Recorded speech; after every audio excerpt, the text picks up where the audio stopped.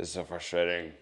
These toggle clamps, although they get the job done, can be frustrating and inefficient. So we're gonna try these hold down clamps to see if they can save us time and energy. But I made a mistake, which happens pretty often when I make things, and these didn't quite work out as planned either. I'll show you what I mean towards the end of the video.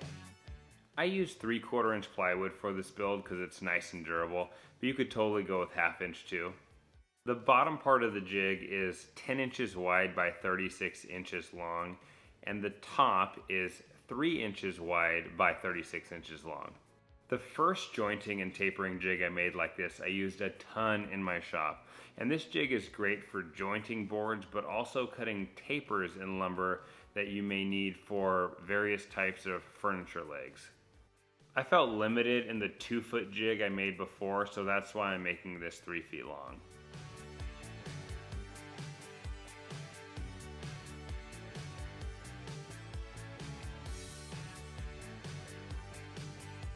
I'm using a 1/2 inch straight cut bit with my palm router to cut 2 1/2 inch grooves in the bottom panel and 1 1/2 inch groove on the top panel.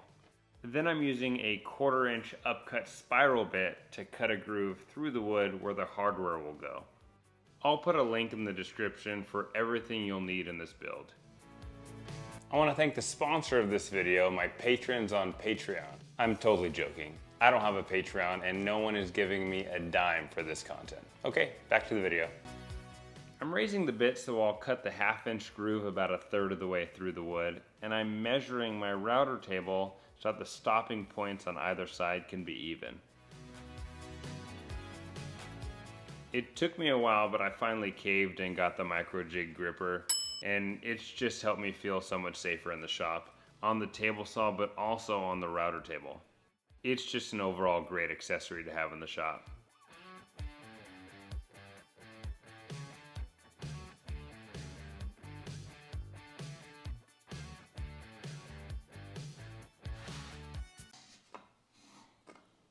What the heck?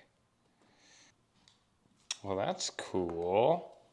So I may have made a mistake. So may have ordered a bolt that's 5/16 inches instead of a 1/4 inch. So it won't fit in the 1/4 inch channel that I made in this board. But it's an easy fix, and I don't want to have to buy different bits that are so specific in size, so I'll just use the 1/4 inch bit to widen up the channel and the 1/2 inch bit to widen up the other channel. Cue router montage.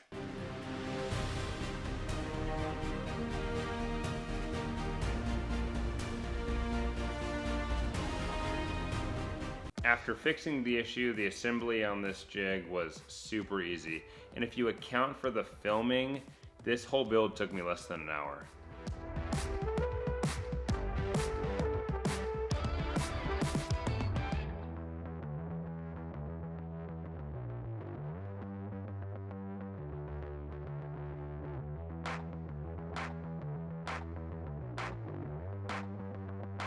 You ready to see if this tapering/jointing jig works?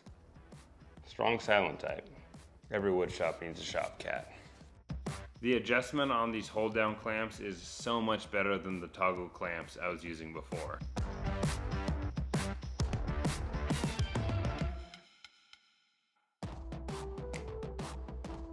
That actually worked really well. And I didn't have to tighten the hold down clamp super tight to keep the workpiece secure, which was really nice. Now the next step is watching this video right here, and this is gonna help you so much if you're in a small garage shop. And remember, BKBA, be kind, be awesome.